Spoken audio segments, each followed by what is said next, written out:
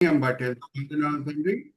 ఈ వేదిక బట్టి ఎంతో వందనాలు. ఎంతో కృషితో, ఎంతో దూరదర్శనంతో, భారంతో తండ్రి ఇద్దరు సహోదరులు బ్రదర్స్ ఇజ్రాయెల్ గారు అలాగే విజయ్ గారు ఈ వేదికని స్థాపించడమే కాదు, ఎంతో ప్రయాసపడి దీన్ని ముందుకు తీసుకొని వెళ్తున్నారు.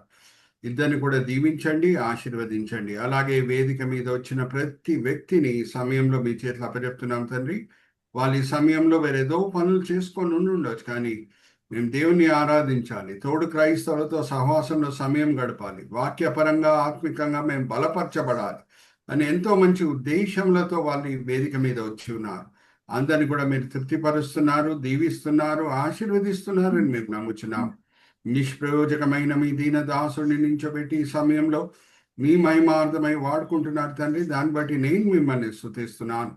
ఈ దినం, ఈ వేళ, ఈ పూట మీరు మా కొరకు ఏర్పరచుకున్న ఆత్మిక పాఠములు మా విశ్వాస నేతను చెప్పి బయలుపరుస్తారని నమ్ముచు ఈ విన్నపములు మేము యేసుక్రీస్తు పరిశుద్ధమైన నామమున వేడుకుంటున్నాం. ఆమేన్, ఆమేన్, ఆమేన్. సో లేఖనం ఎందుకు రాయబడి ఉన్నది? ఒకటి బుద్ధి కలుగుటకై, ఇంకొకటి నిరీక్షణ పుట్టించుటకై. విశ్వాస వీరులు అందరు కూడా పరిపూర్ణులు కాదు. వాళ్ళ జీవితాల గురించి మనం చదువుకునేటప్పుడు వాళ్ళు ఎలాగ దేవుని పట్ల విధేయత చూపించి ఆశీర్వదించబడారో అదొక పాఠమైతే, ఎప్పుడప్పుడు వాళ్ళు పొరపాట్లు చేసి దేవుని చేత శిక్షింపబడారో అది కూడా ఒక ప్రాముఖ్యమైన పాఠమై ఉన్నది. అందుకే పౌలు భక్తుడు ఏమంటున్నాడంటే, లేఖనము బుద్ధి కలుగుటకై రాయబడి ఉన్నది, అలాగే నిరీక్షణ పుట్టించుటకై. ఇప్పుడు నేను మిమ్మల్ని ఒక ప్రశ్న అడిగి ముందుకు వెళ్తాను. మెయిన్ స్లైడ్కి నేను వస్తాను. మోషే 12 మంది స్పైస్ని పంపిస్తున్నాడు కానాన్ దేశం లోపల సంచరించి రిపోర్ట్ తీసుకురామని. వేగుల వారిని పంపిస్తున్నాడు. అయితే ఈ 12 మందిలో 10 మంది వచ్చి ఏమంటున్నారు అని అంటే, కానాన్ దేశంని మనం స్వాధీనపరచుకోవడానికి వీలు లేదు, అక్కడ అందరు కూడా అజానుభావులే అని అంటున్నారు. అంతకీ ఈ 10 మంది కూడా దేవుడు ఎర్ర సముద్రంని పాయలు చేయుట, అలాగే ఆ ఎర్ర సముద్రంలో ఫారో సైన్యంని ముంచుట, ఐగుప్తులో నానా అద్భుతాలు చేయుట, ఇవన్నీ కూడా చూశారు. చూసిన తర్వాత కూడా వాళ్ళు వచ్చి ప్రజలని ఏ మాటలతో నిరాశపరుస్తున్నారు అని అంటే, మనము యుద్ధం చేయడానికి వీలు లేదు, వాళ్ళందరూ అజానుభావులు, తిరిగి ఐగుప్తుకి వెళ్ళిపోతే మేలు అని అంటున్నారు. వీళ్ళ మాటలు విని ఇజ్రాయేలీలు అవిధేయులై ఐగుప్తుకి తిరిగి వెళ్ళిపోతాము అని నిర్ణయించుకున్నప్పుడు దేవుడు వాళ్ళని శపించాడు. 40 సంవత్సరాలు మీరు అరణ్యంలోనే తిరుగుతారు అని శపించారు. అయితే ఈ 10 మంది వేగుల వారు ఇంకా ఎవరెవరు అవిధేయత చూపించారో, వాళ్ళ వయసు 20 సంవత్సరాల కంటే ఎక్కువ ఉంటే ఆ సమయంలో, వాళ్ళు వాగ్దాన దేశం వెళ్ళలేదు. కానీ ఈ 12 మంది వేగుల వారిలో ఇద్దరు వెళ్ళారు. వాళ్ళ పేర్లు ఏంటి చెప్పండి? కాలేబు, యెహోషువ. సో కాలేబు, యెహోషువ జీవితాల వలన మనకు నిరీక్షణ పుడుతుంటే, ఈ 10 మంది వేగుల వాళ్ళ తప్పు ప్రవర్తన వలన మనకి బుద్ధి కలుగుతున్నది. అటువంటి పొరపాట్లు మనం చేయకూడదు అని పౌలు భక్తుడు రాస్తున్నాడు. జాగ్రత్త వినండి, మరీ చెప్తున్నాను. బైబిల్ స్టడీ వెనకాల ఉన్న ప్రాముఖ్యమైన గురి ఏంటంటే, వేరే పితరులు చేసిన తప్పుల వలన వాళ్ళు ఎలాగా నష్టంకి గురి అయ్యారో అటువంటి తప్పులు మనం చేయకూడదు. వాళ్ళు ఎలాగా విధేయత చూపించి దేవుని చేత ఆశీర్వదించబడారో ఆ దారిలో మనము నడుచుకోవాలి. అది బైబిల్ స్టడీ వెనకాల ఉన్న ప్రాముఖ్యమైన గురి. ఇప్పుడు విత్ దిస్ ఇన్ బ్యాక్గ్రౌండ్ మనము స్లైడ్ షోకి వెళ్దాము. చందు బ్రదర్ మనకు చూపిస్తారు, చూడండి. First slide Chandu brother. The general slide on the 3-step methodology which we use for Bible study. మనం వాడే 3-step మెథడ్ ఏమనంటే, మొదటిగా అబ్జర్వేషన్, ఇంటర్ప్రిటేషన్, అప్లికేషన్. ప్రతి పుస్తకంలో మనం అధ్యాయం బై అధ్యాయం, వచనం బై వచనం చదువుతూ ముందుకు వెళ్తున్నాము. ఏ వచనం మీద మనం ఫోకస్ చేస్తున్నామో దాన్ని మనం అబ్జర్వేషన్ అని అంటాం. ఆ ఫోకస్ చేసిన వాక్య భాగము, దానిలో ఉన్న అర్థం ఏంటో అర్థం చేసుకుంటుట, దాన్ని మనం ఇంటర్ప్రిటేషన్ అని అంటాం. అర్థం చేసుకోవటమే కాదు, నేర్చుకున్న పాఠాలని క్రైస్తవ జీవితంలో అమలుపరచుట, దాన్ని మనము అప్లికేషన్ అని అంటాం. ఈ 3 అడుగులు మనం వేస్తేనే బైబిల్ స్టడీ వెనకాల ఉన్న ప్రాముఖ్యమైన గురి మనము సాధించినట్టు. Let's go to the next slide brother. We also take what is known as the 360-degree perspective. అంటే ఒక అంశం మనము తీసుకొని దాని మీద ఫోకస్ చేసే సమయంలో రిలేటెడ్ టాపిక్స్ ని కూడా మనం తీసుకుంటాం. ఉదాహరణకు నేను చెప్తున్నా, పోయిన వారము చివరిలో నేను మీతో పంచుకున్న విషయం, వెనకాల లాబాను ఒక చిన్న సైన్యం ఏర్పరిచి యాకోబుని వెంటాడుతున్నాడు అనే మాట యాకోబుకి తెలియదు. అయితే లేఖనం ఏం సెలవిస్తున్నది ఇంకొక చోటలో, యెషయా గ్రంథం 52వ అధ్యాయము. అమ్మా ఒకసారి స్వరూప సిస్టర్ చదివించండి. As regards this 360-degree perspective, ఉదాహరణకు నేను చెప్తున్నాను, వెనకాల సైన్యం తీసుకొని వస్తున్నాడు లాబాన్ అనేది యాకోబుకి తెలియదు, కానీ దేవునికి తెలుసు. సో యెషయా గ్రంథం 52వ అధ్యాయము 12-13 చదవమ్మా ఒకసారి. మీరు త్వరపడి బయలుదేరరు, పారిపోవు రీతిగా వెళ్ళరు. యెహోవా మీ ముందర నడుచును, ఇశ్రాయేలు దేవుడు మీ సైన్యపు వెనుకటి భాగమును కావలి కాయును. వెనకటి భాగంని కావలి కాయను అంటే దాని అర్థం ఏంటి? ముందు నుంచి వచ్చే ఆపదలు ఏంటో మనకు తెలుసుంటాయి, మన జాగ్రత్తలు మనం పాటిస్తాం. కానీ మన దేవుల్లో ఉన్న గొప్ప విషయం ఏమనగా, వెనకాల నుంచి వచ్చే ఆపదల నుంచి కూడా దేవుడు మనల్ని కాపాడుతాడు. హల్లెలూయా, ప్రైజ్ ది లార్డ్. ఉదాహరణకి నేను పోయిన వారం మీతో పంచుకున్నా, ఎస్తేర్ గ్రంథంలో మనం గమనిస్తే 5వ అధ్యాయం చివరి వచనాల్లో ఆ దుష్టుడైన హామాన్ మొర్దెకైని ఉరివేయుటకు ఒక పెద్ద ఉరికోయి కూడా తయారు చేసి రాజు దగ్గర వెళ్తున్నాడు. రాజు ఎప్పుడు హామాన్ ఏ మాట చెప్తాడో అది వింటాడు, దాని ప్రకారంగా చేస్తాడు. హామాన్కి వచ్చిన ఆలోచన ఏంటంటే ఆ ఉరికోయిలో మొర్దెకైని ఉరివేయమని చెప్పాలి రాజుకి అని. ఎందుకంటే రాజు అయితే హామాన్కి నో అనేది చెప్పడు. కానీ ఆ రాత్రి వేళనే రాజుకి నిద్ర పట్టట్లేదు. ఆయన పుస్తకాలు తెప్పించి చదువుతున్నాడు, నిద్ర పట్టట్లేదు కాబట్టి.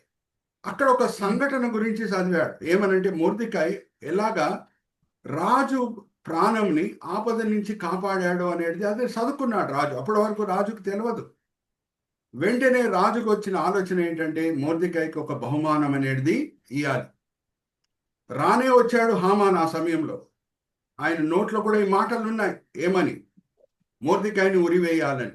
కానీ దేవుడు పరిస్థితులను ఎట్లా మార్చేశాడు అని అంటే, రాజు ఆజ్ఞాపిస్తున్నాడు హామాన్కి, నువ్వు ఊరేగింపు వేయించు, మొర్దెకైని ఒక గుర్రం మీద కూర్చోబెట్టి ఊరేగింపు చేయించు, నా ప్రాణంని కాపాడాడు, ఇటువంటి బహుమానం నేను ఇస్తున్నాను అని ప్రజలకు అందరూ కూడా తెలవాలి అని రాజు ఆజ్ఞాపిస్తున్నాడు. జాగ్రత్తగా వినండి. ఇప్పుడు నేను మిమ్మల్ని ఒక ప్రశ్న అడుగుతున్నాను. మొర్దెకైకి తెలుసా ఆ రాత్రి వేళ హామాను రాజభవనంకి ఎందుకు వెళ్ళాడు అనేది? You may answer. నో, ఆయనకు తెలియదు. ఆయన వెనకాల నుంచి వచ్చే ఆపదలు ఏంటో తెలియదు. హామాను వేసిన భయంకరమైన ప్లాన్ ఏంటో మొర్దెకైకి తెలియదు. కానీ చూచుచున్న దేవుడు, ఎల్రోయి దేవుడికి తెలుసు వెనకాల నుంచి ఎటువంటి ఆపదలు వస్తున్నాయో మనకు విరోధంగా, అది దేవునికి తెలుసు. అటువంటి ఆపదల నుంచి కూడా మనల్ని కాపాడతాడు. So that is called 360-degree perspective. ఎప్పుడన్నా మనము బైబిల్ స్టడీలో ఏదన్నా ఒక అంశం ఎన్కౌంటర్ చేస్తే, ఒక అంశంని మనం ధ్యానిస్తే, దాంతో కూడిన వేరే సంఘటనలు ఏంటి, అటువంటి సంఘటనలు ఏంటి అనేది కూడా మనము బైబిల్ స్టడీలో ధ్యానిస్తాం. Okay, that is the meaning of taking 360-degree perspective. So ఇప్పుడు మనం ఆల్రెడీ 31వ అధ్యాయంలో ఎన్నో సబ్ హెడింగ్స్ కవర్ చేసేసామండి. కవెట్ అనేది మనం ఆల్రెడీ చూసాం. లాబాన్కి యాకోబ్కి విరోధంగా ఎలాగ ఆయన మనసులో ఈర్ష్య పుట్టింది, అదంతా కూడా మనం చూసాం. దేవుడు Chandu brother, you can point a cursor at the word covet. దాని తర్వాత దేవుడు ఎలాగా యాకోబ్ని ఆజ్ఞాపిస్తున్నాడు, నువ్వు తిరిగి మీ నాన్నగారి ఇంటికి వెళ్ళిపో, నాన్నగారి భూమికి వెళ్ళిపో అని ఎలాగ ఆజ్ఞాపిస్తున్నాడు, అదంతా కూడా మనం చూసాం. Point a cursor at the word command brother, command అనేది మనం చూసాం. దాని తర్వాత యాకోబు ఆయన భార్యల దగ్గర దేవుడు ఆయనతో పంచుకున్న మాటలేంటి, అదే ఆయన భార్యలతో కూడా పంచుకుంటున్నాడు.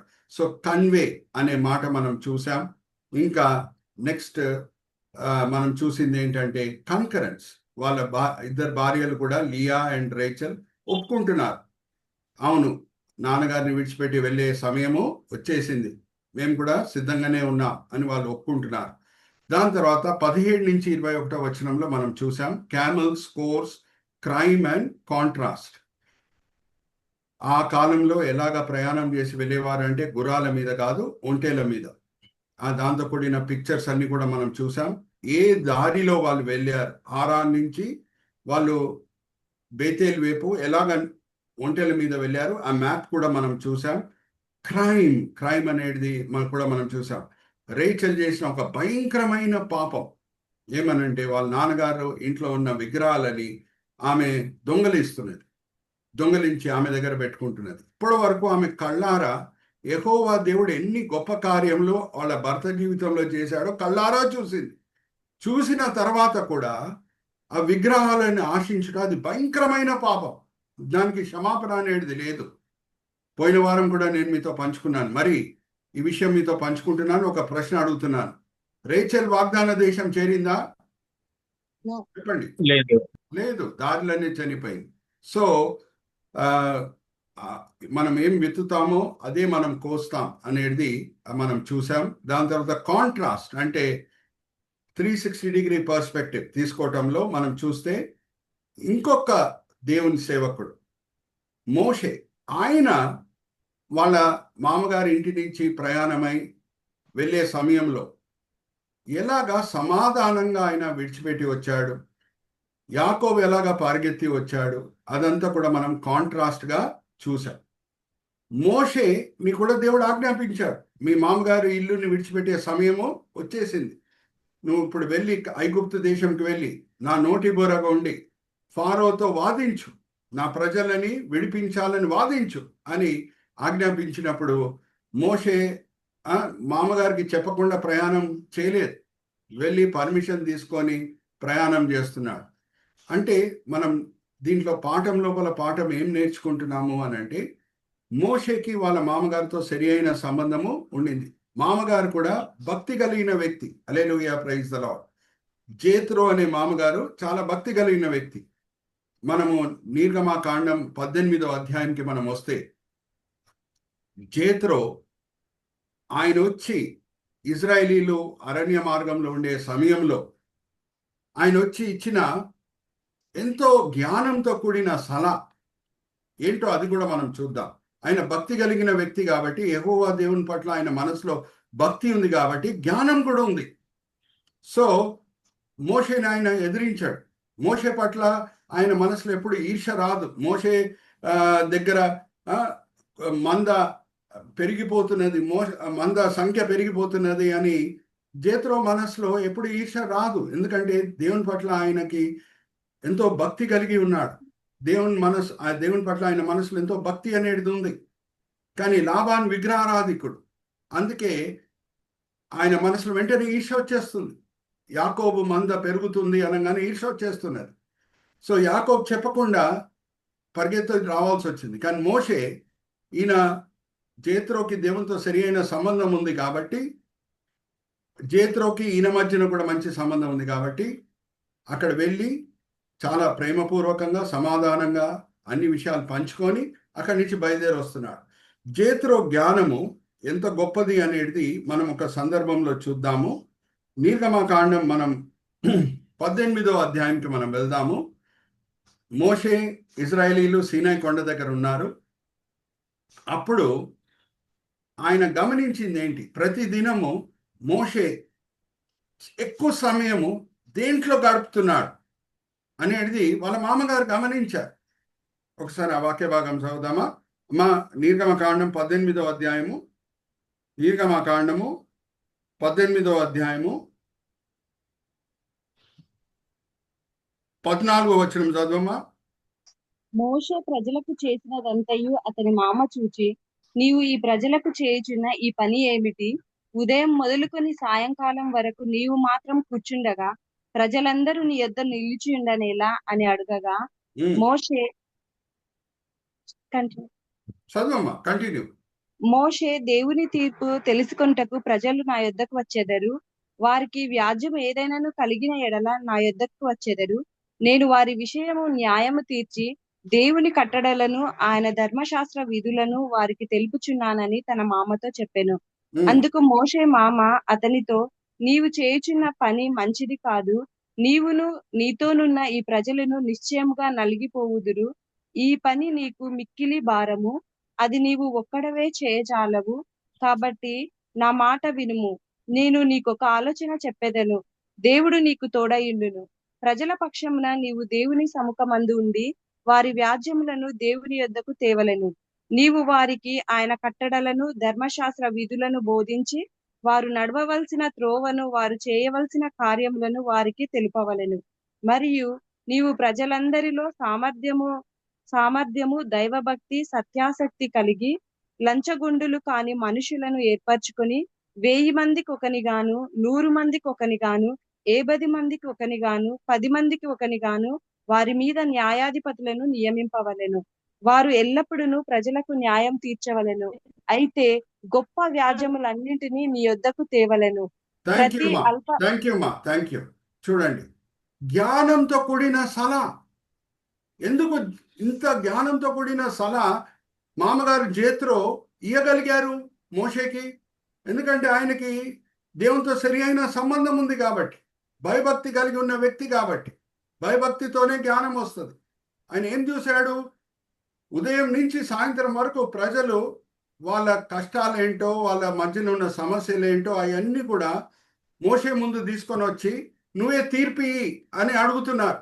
ఇద్దరి మధ్యన ఏమైనా గొడవలు జరిగితే మోషే దగ్గర తీసుకొని వస్తున్నారు వాళ్ళ గొడవలు ఏంటో. మోషే దాని వలన చాలా టైర్డ్ అయిపోతున్నాడు. ఉదయం నుంచి సాయంత్రం వరకు ఒకసారి ప్రజలు కంటిన్యూస్గా వస్తూనే ఉంటే ఆయనకు వేరే పనులు చేయడానికి వీలవ్వట్లేదు. అప్పుడు మామగారు ఇచ్చిన ఎంత మంచి సలహా చూడండి. ఈ కాలంలో మనం మేనేజ్మెంట్లో డివిజన్ ఆఫ్ లేబర్ అనే మాట వాడుతున్నాం. ఆ టర్మ్ ఎక్కడ ఒరిజినేట్ అయింది? ఇక్కడే డివిజన్ ఆఫ్ లేబర్ అనేది. ఇప్పుడు కూడా జ్యుడిషియల్ సిస్టంలో కూడా మనకి డిస్ట్రిక్ట్ కోర్ట్స్ ఉన్నాయి, స్టేట్ హై కోర్ట్స్ ఉన్నాయి, సుప్రీం కోర్ట్స్ ఉన్నాయి, సుప్రీం కోర్ట్ ఉంది. ఇప్పుడు నేను మిమ్మల్ని ఒక ప్రశ్న అడుగుతున్నాను. భారతదేశంలో జరిగే ప్రతి ప్రాబ్లం సుప్రీం కోర్టుకి తీసుకొని వస్తారండి? అడుగుతున్నా. ప్రతి లీగల్ ప్రాబ్లం సుప్రీం కోర్టుకి తీసుకొని వస్తారా? Answer No. First they'll try to solve it at Panchayat level. దాని తర్వాత డిస్ట్రిక్ట్ కోర్ట్స్ ఉన్నాయి, హై కోర్ట్స్ ఉన్నాయి. ఏది చాలా గంభీరంగా ఉందో సమస్య, అది సుప్రీం కోర్టుకు వస్తుంది. హల్లెలూయా, ప్రైజ్ ద లార్డ్. సో మోషే ఆ కాలంలో నువ్వు సుప్రీం కోర్టుగా ఉండు అని మామగారు చెప్తున్నారు. హల్లెలూయా, ప్రైజ్ ద లార్డ్. చిన్న విషయాలు ఏమున్నాయో నీ కింద ఉన్న నాయకులని నువ్వు ఏర్పరచు, న్యాయాధిపతులను ఏర్పరచు. 1000 మందికి ఒక న్యాయాధిపతి, 100 మందికి ఒక న్యాయాధిపతి, అలాగే ఏర్పరచు. వాళ్ళు చిన్న సమస్యలకి సలహా ఏంటో వాళ్ళు చూపించేస్తారు. అక్కడ ఉన్న క్వారల్స్ని వాళ్ళు సెటిల్ చేస్తారు. ఏది చాలా గంభీరంగా ఉందో అది నీ ముందు తీసుకొని రానివాడు అని ఎంతో చక్కని సలహా ఇస్తున్నారు. ఈ జ్ఞానం ఎలాగొచ్చింది జేత్రోకి? దేవునితో సరి అయిన సంబంధం ఉంది కాబట్టి. దేవునితో సరి అయిన సంబంధం ఉంటే మరి మిమ్మల్ని సూటిగా ఒక ప్రశ్న అడుగుతున్నాను. మోషే పట్ల అటువంటి మామగారికి ఎటువంటి సంబంధం కలిగి ఉంటుంది? మంచి సంబంధం కలిగి ఉంటుందా, లేకపోతే ఈర్ష్యతో కూడిన సంబంధం కలిగి ఉంటుందా?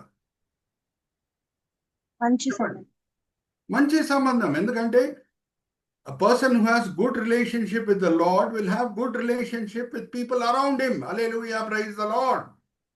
This is a very important application part which we need to know. దేవునితో సరి అయిన సంబంధం కలిగి ఉన్న వ్యక్తి పక్కనున్న వాళ్ళతో కూడా, పొరుగు వాళ్ళతో, వేరే వాళ్ళతో, అందరితో కూడా సరి అయిన సంబంధం కలిగి ఉంటాడు. లాబాన్ విగ్రహారాధికుడు. అందుకు ఎప్పుడు ఆయన అల్లుడు ఎక్కువ డబ్బులు సంపాదించేస్తున్నాడు, ఆయన ఆస్తి విస్తరిస్తున్నది, మంద ఎక్కువైపోతున్నది అని గమనించాడు. హృదయంలో ఈర్ష్య వచ్చేసింది. ఎందుకంటే దేవునితోనే సరి అయిన సంబంధము లేదు. Are you all with me? So this is a very important application part. That's why we are bringing that contrast.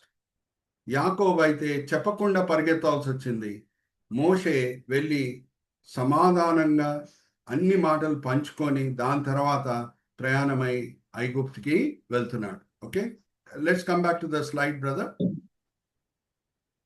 Let's come back to the slide. Outline మనం ఇదంతా కూడా చూసాము. 22 నుంచి 23 చేస్ 1 అంటే ఇంకా వెంటాడటము స్టార్ట్ చేశాడు లాబా. ఆయనకు వెంటనే తెలవలేదు ఆ యాకోబు పారిపోయాడు అని. ఎప్పుడు తెలిసిందో ఆయన వెంటాడటం స్టార్ట్ చేశాడు. రాత్రి వేళ 24వ వచనం, Chandu brother you can point a cursor.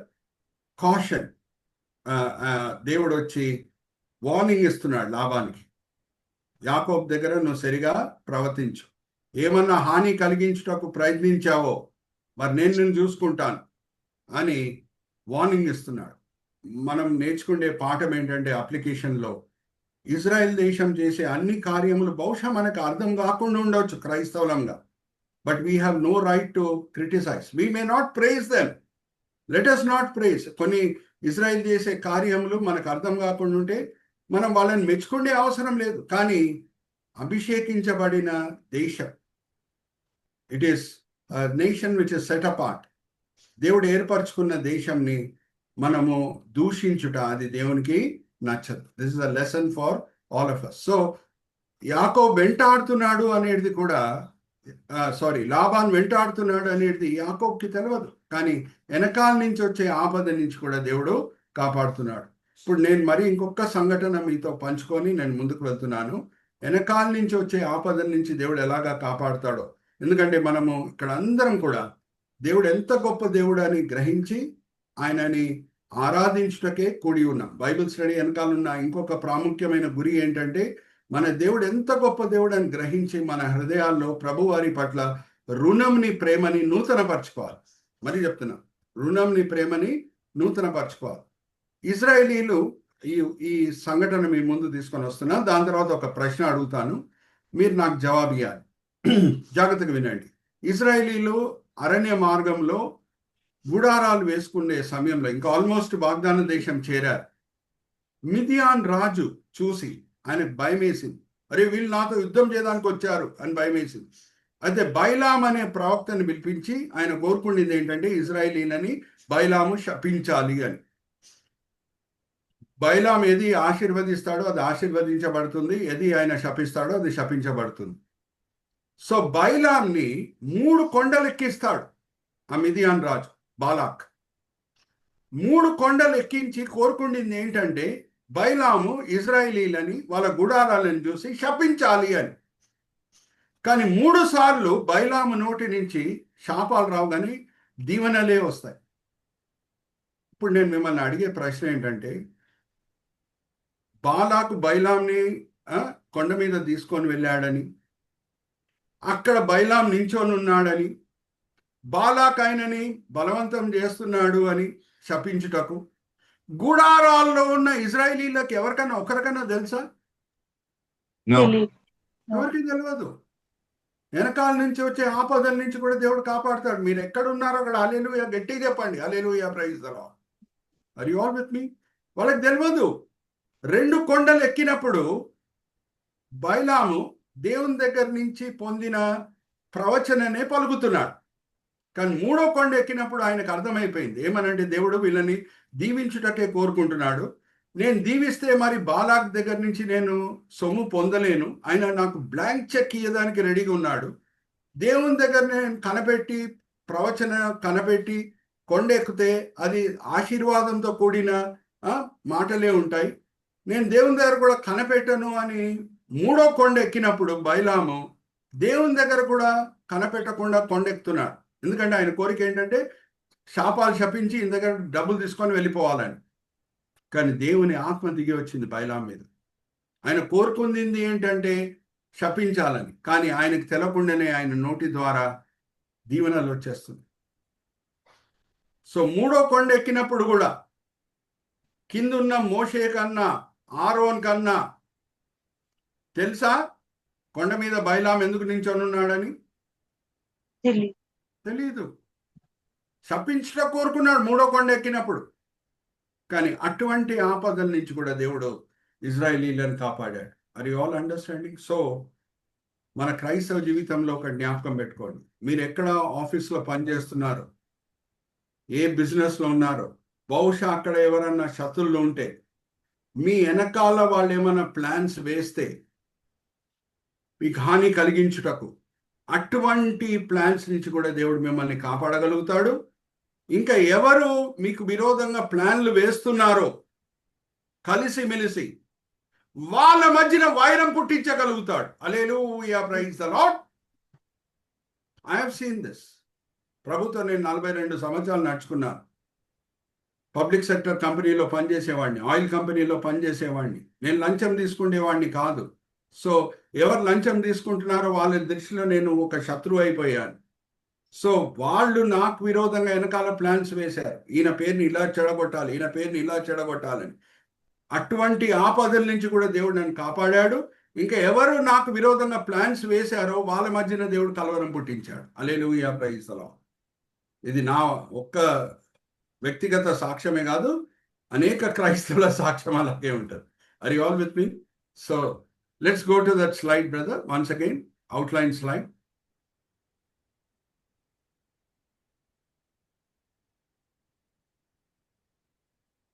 ఇప్పుడు మనం దీంతో కూడిన పిక్చర్స్ కూడా మనం చూద్దాము. 25 to 30 versus. Brother Chandu, you can go to that.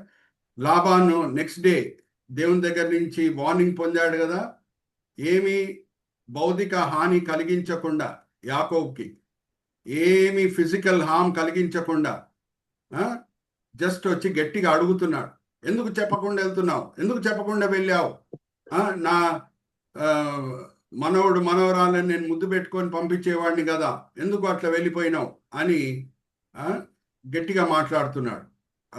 Let's look at that slide. Next slide brother, next slide, next slide, next next వెళ్ళిపోదాం, ముందుకు వెళ్ళిపోదాం.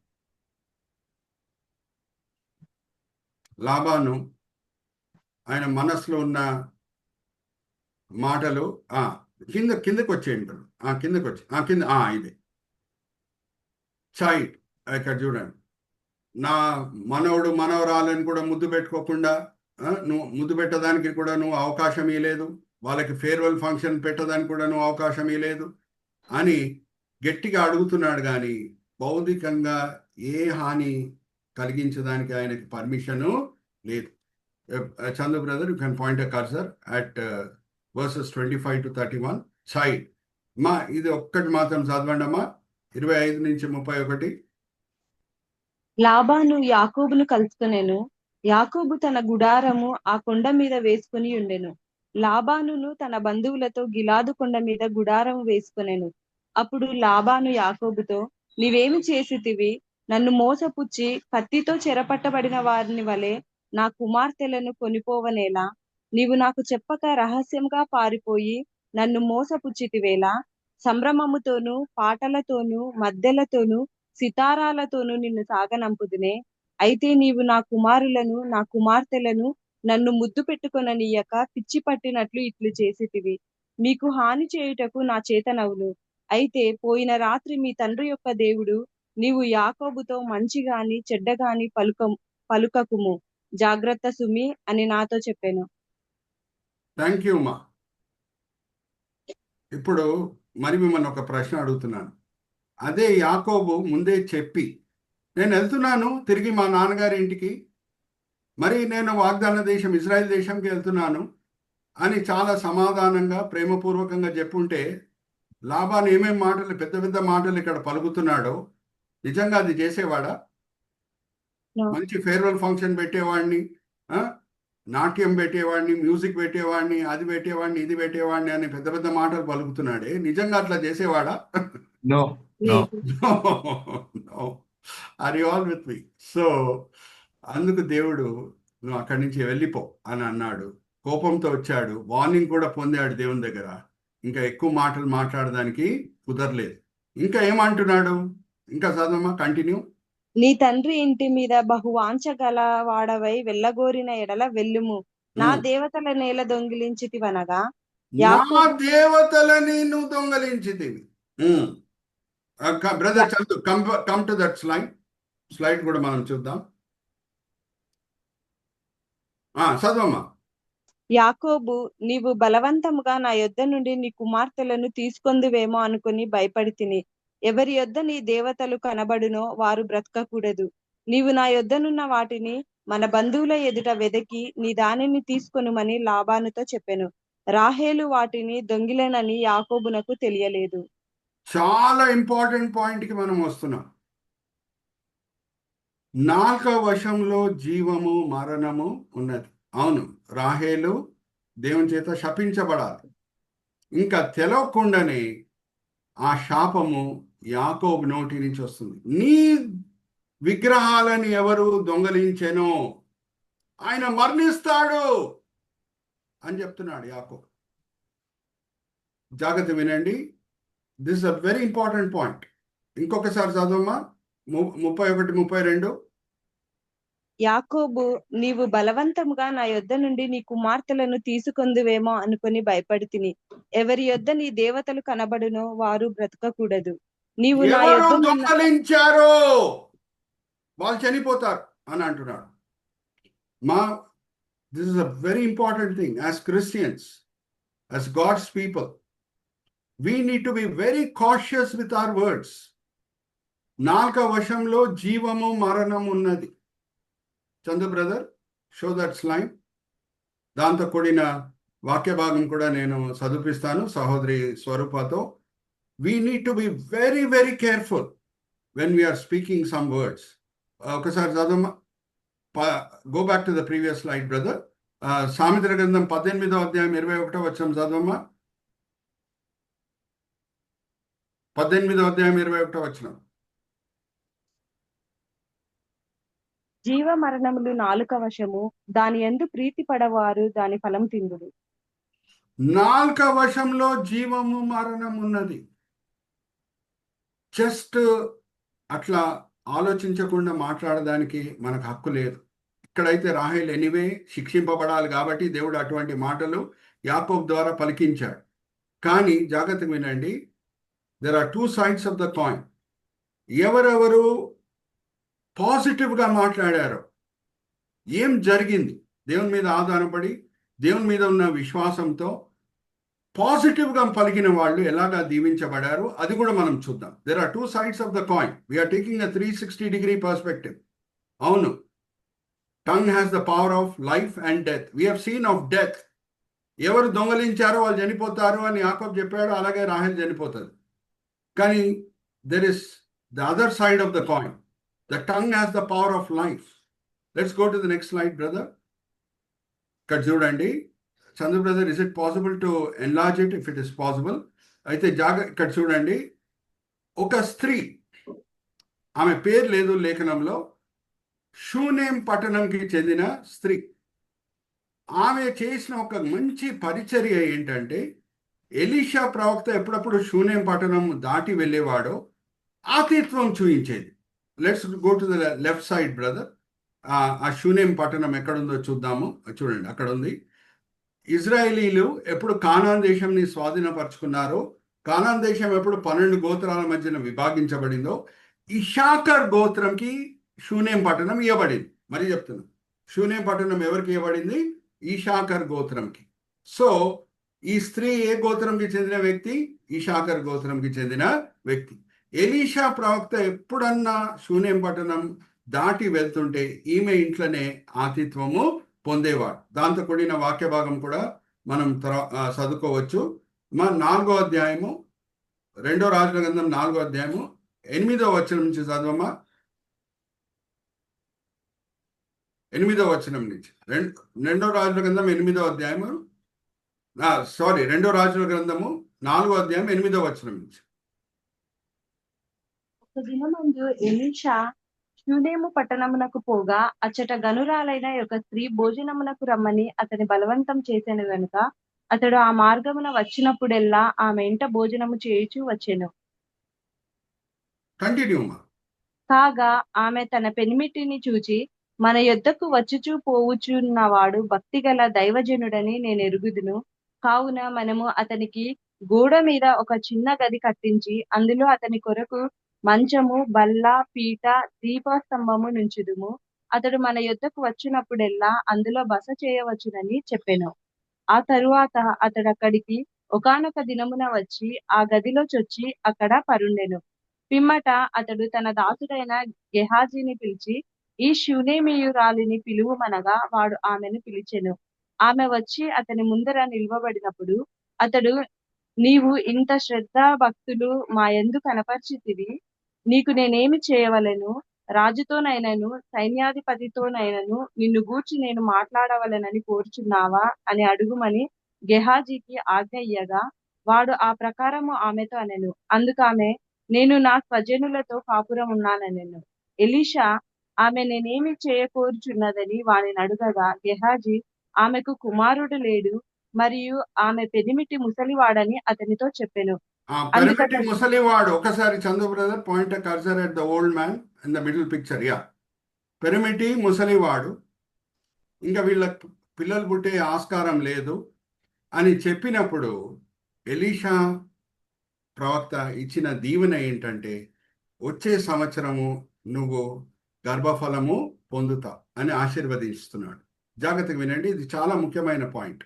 మెయిన్ పాయింట్కి నేను వస్తున్నాను. 4వ వచనంలో జీవ మరణం ఉన్నది. చాలా మంది క్రైస్తవులు ఏమనుకుంటుంటారంటే, గొప్ప పరిచర్యలు ఏంటి అని అంటే ఉపదేశించుట, లేఖనం, వాక్య పరిచర్య చేయుట, ప్రవచించుట, స్వస్థపరచుట, అన్య భాషల్లో మాట్లాడుట, ఇవన్నీ కూడా మంచి పరిచర్యలే. కానీ ఆతిథ్యం చూయించుట కూడా చాలా ముఖ్యమైన పరిచర్య. హల్లెలూయా, ప్రైజ్ ద లార్డ్. ఆతిథ్యం చూయించుట కూడా చాలా ముఖ్యమైన పరిచర్య. హల్లెలూయా, ప్రైజ్ ద లార్డ్. పాఠం లోపల పాఠం మనం నేర్చుకుంటున్నాం. ఒకసారి స్వరూప సిస్టర్ ఈ వాక్య భాగం చదివినిపిస్తారు. అమ్మ 13వ అధ్యాయం హీబ్రీయులకు రాసిన పత్రిక మొదటి 2 వచనాలు చదవమ్మా. ఆతిథ్యం చూయించడం కూడా చాలా ముఖ్యమైన పరిచర్య క్రైస్తవులకి దేవుడు ఇచ్చింది. హీబ్రీయులకు రాసిన పత్రిక 13వ అధ్యాయం మొదటి 2 వచనాలు. సహోదర ప్రేమ నిలువరముగా ఉండనీయుడి, ఆతిథ్యం చేయ మరువకుడి. దాని వలన కొందరు ఎరుగకయే దేవదూతలకు ఆతిథ్యం చేసిరి. మీరును వారితో కూడా బంధింపబడినట్టు బంధకములోనున్న వారిని జ్ఞాపకం చేసుకొనుడి. మీరును థ్యాంక్ యూ. ఆతిథ్యం చూయించుడి. సో ఆతిథ్యం చూయించింది కాబట్టి ఈమె జీవితంలో వచ్చిన ఒక గొప్ప దీవెన ఏంటంటే గర్భఫలం. ఇజ్రాయేలీల్లో ప్రతి స్త్రీ, మరీ చెప్తున్నాను, మరి మిమ్మల్ని ఒక ప్రశ్న అడుగుతాను, ఆ ప్రశ్నకి జవాబిచ్చటకు సిద్ధంగా ఉండండి. ప్రతి యూదురాలు ఆశ ఏముండేదంటే, నేను మెస్సయ్యకి తండ్రి అవ్వాలి అని, మెస్సయ్యకి తండ్రి అవ్వాలి. సో ఎప్పుడు ఆమె గొడ్రాలుగా ఉందో, చాలా మానసిక వేదనకి ప్రతి యూదురాలు గురి అయ్యేది. అయ్యో, నేను దేవుని చేత శపించబడాను, దేవుని చేత శపించబడాను. చివర్లో ఏ యూదురాలకి ఆ ధన్యత కలిగింది మెస్సయ్య తల్లి అవుటకు? చెప్పండి. మరియ. Praise the Lord. సో ఈమె చాలా బాధతో ఉండే సమయంలో ఓదార్పుతో కూడిన ప్రవచనం ఆమె వింటుంది. సో గర్భఫలము ఆమె పొందింది. అబ్బాయి పెరిగాడు. పెరిగిన తర్వాత ఏమైంది అని అంటే, కొన్ని రోజుల తర్వాత చనిపోతున్నాడు. చనిపోయినప్పుడు Chandu brother, let's go to that slide. ఆమెకు వచ్చిన కబురు ఏంటంటే, ఎలీషా ప్రవక్త ఇప్పుడు కార్మేల్ కొండ దగ్గర ఉన్నాడు. ఆ మ్యాప్ కూడా నేను మీకు చూపిస్తున్నాను, చూడండి. 4వ వచనంలో జీవం మరణం ఉంది అనే మాట. ఓకే, ఆమె వినింది ఏంటంటే, ఎలీషా ప్రవక్త ఎక్కడున్నాడు అని అంటే కార్మేల్ కొండ దగ్గర ఉన్నాడు. వెంటనే ఆమె ఒక గాడిదని తయారు చేసుకొని ఎలీషా ప్రవక్తను ఎత్తుక్కొని వెళ్తుంది. ఎలీషా ప్రవక్త ఆమెను దూరం నుంచే చూసి, అరే ఈమె ఏదో కంగారుతో పాటు వస్తున్నట్టుంది అని గెహాజీ అనే ఆయన దాసుడిని పంపిస్తున్నాడు. ఏంటి కబుర్ కనుకో అన్నప్పుడు గెహాజీ వచ్చి అడుగుతున్నాడు, అమ్మ అంత క్షేమమేనా అని అంటే ఆమె చెప్పిన మాటలు జాగ్రత్తగా వినండి. అన్యూ క్షేమమే. Hallelujah, praise the Lord. 4వ వచనంలో జీవము మరణం ఉంది. Are you all with me? అన్ని దేవుని స్వాధీనంలో ఉంది. నా కొడుకు చనిపోయి ఉండొచ్చు, కానీ అన్ని దేవుని స్వాధీనంలో ఉంది. ఆయన సేవకుడిని వాడి నా కొడుకుని మరి జీవించగలుగుతాడు నా దేవుడు అని ఆ మాట పలికింది చూడండి. Let's look at that scripture portion. మా 2 రాజుల గ్రంథం 4వ అధ్యాయం 24వ వచనం నుంచి 26వ వచనం చదువుదామా? 2 రాజుల గ్రంథం 4వ అధ్యాయం 24 నుంచి 26. బైబిల్స్ అండర్లైన్ చేసుకోండి. గాడిదకు గంత కట్టించి తాను ఎక్కి తన పనివానితో శీఘ్రంగా తోలుము, నేను నీకు సెలవిచ్చితేనే గాని నిమ్మలంగా తోలవద్దనెను. ఈ ప్రకారము ఆమె పోయి కర్మేలు పర్వతమందున్న ఆ దైవజనుని యొద్దకు వచ్చెను. దైవజనుడు దూరం నుండి ఆమెను చూచి, అదిగో ఆ శూనేమీయురాలు, నీవు ఆమెను ఎదుర్కొనుటకై పరుగున పోయి నీవును నీ పెనిమిటియు నీ బిడ్డయు సుఖముగా ఉన్నారా అని అడుగుమని తన పనివాడైన గెహాజీతో చెప్పి పంపెను. అందుకు ఆమె సుఖముగా ఉన్నామని చెప్పెను. సుఖంగా ఉన్నాము అని చెప్పాను. Hallelujah, praise the Lord. Are you all understanding? 4వ వచనంలో ఏముంది? జీవము మరణము ఉంది. సో పరిస్థితులు అనుకూలంగా కనిపించని సమయంలో కూడా, మరి చెప్తున్నాను, పరిస్థితులు మన చుట్టూ అనుకూలంగా కనిపించకుండా ఉండొచ్చు, కానీ 4వ వచనంలో జీవము మరణం ఉంది కాబట్టి ఈ పరిస్థితులను దేవుడు మార్చగలుగుతాడు. నా దేవుడు అదోనాయి దేవుడు, అన్ని ఆయన స్వాధీనంలో ఉంది, మార్చగలుగుతాడు అని మనం నోటి ద్వారా మాటలు పలుకుతే మార్చగలుగుతాడు. వర్షము కూర్చడానికి వీలు లేదు అని ఒక ప్రవక్త అన్నాడు. ఎవరు కాదు, ఎలీషా గారి గురువు గారే ఎలియా. ఎన్ని సంవత్సరాలు వర్షం పడలేదు చెప్పండి? 3.5 సంవత్సరం. మరి పలికాడు వర్షం పడుతుంది అని. పడిందా లేదా? పడింది. సో అన్నీ క్షేమమేనా అన్నప్పుడు అన్నీ క్షేమమే అని చెప్పింది. దాని తర్వాత ఏం జరుగుతుందంటే ఇక్కడ చూడండి, మిడిల్ పిక్చర్. అబ్బాయి చనిపోయి ఉన్నాడా మరి బతుకున్నాడా చెప్పండి? మిడిల్ పిక్చర్ని చూసి. బ్రతికాడు. ఎలీషా ప్రవక్త వెళ్ళి అద్భుతం చేసి మరి చనిపోయిన అబ్బాయిని లేపాడు. అందుకే కృతజ్ఞతాస్తుతులు చెల్లిస్తూ ఆమె ఎలీషా పాదం దగ్గర పడి ఉంది చూడండి. కానీ టర్నింగ్ పాయింట్ ఎక్కడ అని అంటే, గెహాజీ వచ్చి అడిగినప్పుడు అన్ని క్షేమమేనా అన్నప్పుడు క్షేమమే అని అంటుంది. Hallelujah, praise the Lord. Let's come to the other picture also. ఇప్పుడు ఈ సైడ్ పిక్చర్లో, రైట్ సైడ్ పిక్చర్లో మీరు ఒక్కసారి అక్కడ టేబుల్ దగ్గర కూర్చున్న వాళ్ళ బాడీ లాంగ్వేజ్ చూడండి, వాళ్ళ ఫేసెస్ చూడండి. ఏమన్నా దుఃఖం ఏమన్నా సంతోషం ఉందా? ఆ చింతనే ఉందా? చింత. ఏమైంది? ఎందుకు చింతిస్తున్నారు? ఎందుకు చింతిస్తున్నారు అని అంటే ఆ వాక్య భాగంకి మనం వెళ్దాం. Chandu brother, you can show the caption also. అపోస్తుల కార్యంలో మనం గమనించినప్పుడు 27వ అధ్యాయంలో పౌలు భక్తుడు పడవ ప్రయాణం చేస్తున్నాడు. పడవ ప్రయాణం చేసే సమయంలో ఏమైంది అనంటే గాలి తుఫాన్కి ఆ పడవ ఎదురైంది. అందరు అనుకుంటున్నారు ఆ భయంకరమైన గాలి తుఫాన్లో చిక్కుకున్నప్పుడు ఇంకా బతకడానికి ఆస్కారం లేదు, ఈ పడవ మునిగిపోతుంది, ఇంకా మనం అందరం చనిపోతాము అని అనుకుంటున్నారు. ఆ సమయంలో దేవుని మీద ఆధారం పడి విశ్వాసంతో పౌలు భక్తుడు పలికిన మాటలేంటి? 27వ అధ్యాయం 22వ వచనం చదవమ్మా. అపోస్తల కార్యం. ఇప్పుడైనను ధైర్యం తెచ్చుకొనుడని మిమ్మును వేడుకొంచున్నాను. ఓడకే గాని మీలో ఎవని ప్రాణమునకును హాని కలగదు. ఎవరి ప్రాణంకి హాని కలగదు. హల్లెలూయా, ప్రైజ్ ది లార్డ్. ఇప్పుడు మిమ్మల్ని అడుగుతున్నా, మీరు ఆల్రెడీ 27వ అధ్యాయం 28వ అధ్యాయం చదివి ఉండొచ్చు. ఎవరైనా చనిపోయారా ఆ పడవ ప్రయాణంలో? నో. పరిస్థితులు భయంకరంగా ఉన్నాయి. గాలి తుఫాను, బయట వెళ్తే పడవ కిటికీల నుంచి చూస్తే భయంకరమైన వాతావరణం, పడవ మునిగిపోతుంది అని అనుకుంటున్నారు అందరూ.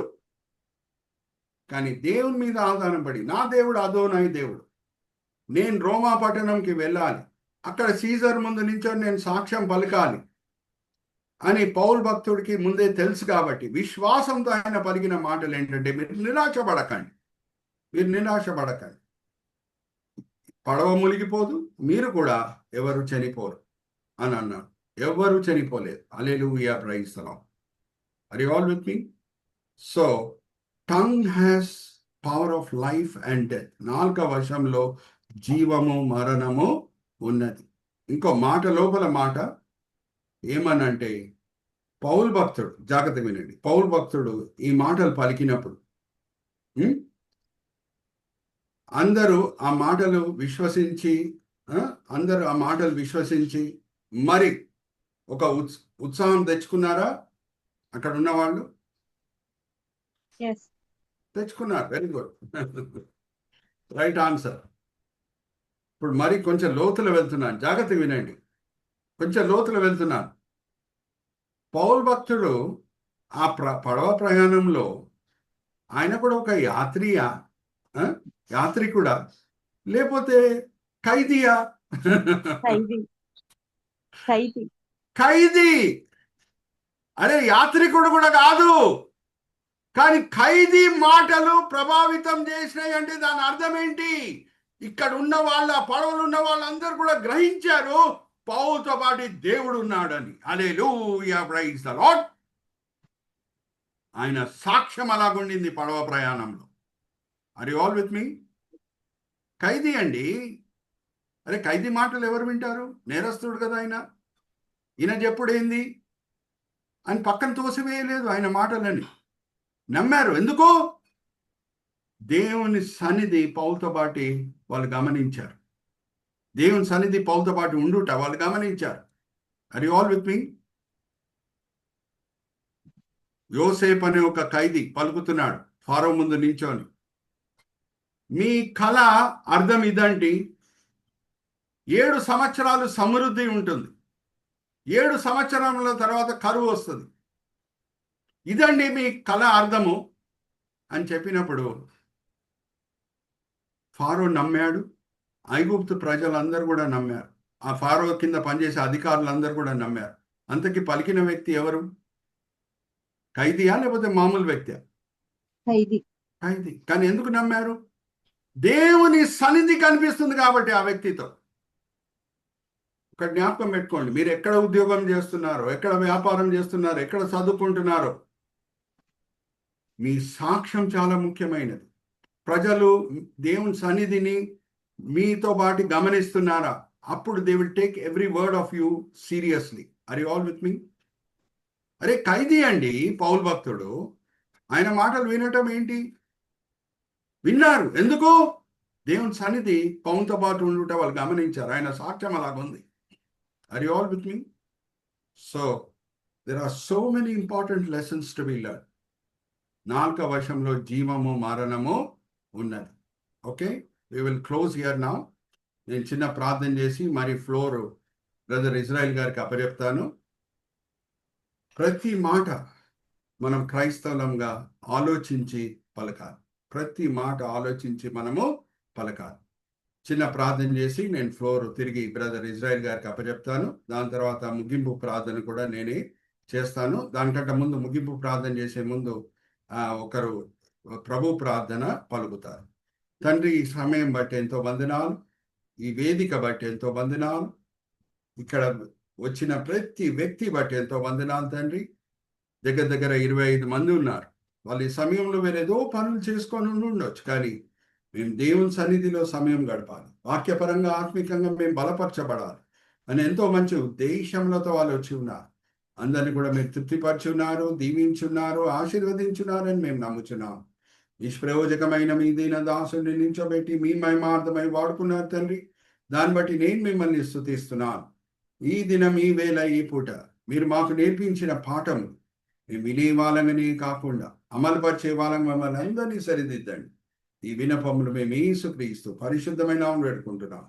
ఆమేన్, ఆమేన్, ఆమేన్.